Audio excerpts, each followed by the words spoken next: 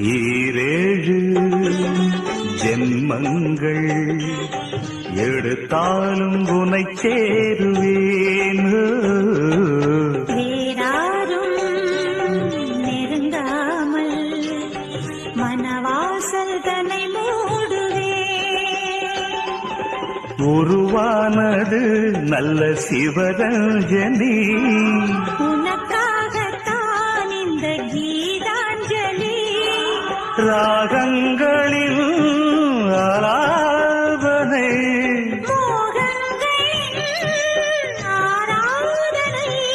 உடலும் மனமும் தழுவும் பொழுதில் உருகும் ஒரு ஜீவன்தான் உன் பாடல்தான் ஓயாமல் இசைக்கின்றது.